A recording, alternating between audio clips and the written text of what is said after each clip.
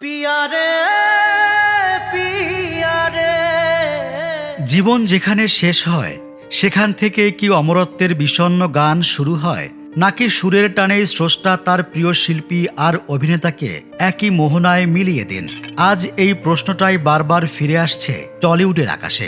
যে গানটি জুবিন গার্গের কণ্ঠে রাহুল বন্দ্যোপাধ্যায়কে এনে দিয়েছিল আকাশ চুম্বী খ্যাতি, সেই গানের গায়ক আর পর্দার নায়কের পরিণতি একই বিন্দুতে এসে মিশল। ভাগ্যের কি নির্মম অট্টহাসি! শিল্পী জুবিন গার্গের বিদায়ের মাত্র 5 মাসের মাথায় একইভাবে পানির অতলে হারিয়ে গেলেন অভিনেতা রাহুল। গায়ক আর নায়কের এই অভিন্ন প্রস্থান যেন কোনো এক অলিখিত ট্র্যাজেডির শেষ উপাখ্যান।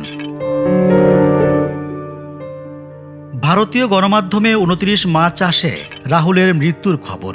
দীঘার তালসারিতে চলছিল তখন ভোলে বাবা পার করেগা ধারাবাহিকের শুটিং।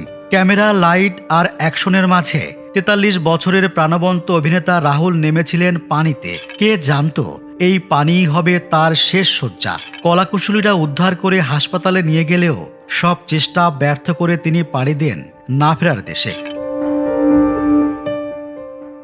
টলিউডে দীর্ঘ 2 দশকের সফর তার। বড় পর্দা থেকে ছোট পর্দা কিংবা সবশেষ ওটিটির ঠাকুরমার ঝুলি, সবখানে রাহুল ছিলেন সাবলীল।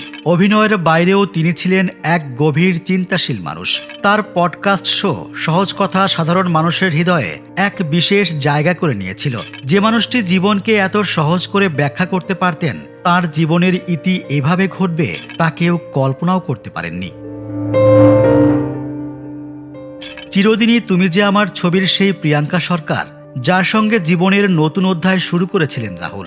মাঝে অনেক ঝড়ঝাপটা গেছে, এসেছে বিচ্ছেদের গুঞ্জন, কিন্তু একমাত্র ছেলে সহজের ভবিষ্যতের কথা ভেবে সব অভিমান ভুলে তারা আবার এক হয়েছিলেন।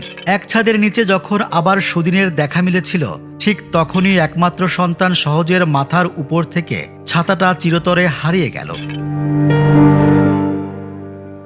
টলিউড যেন শোকে স্তব্ধ।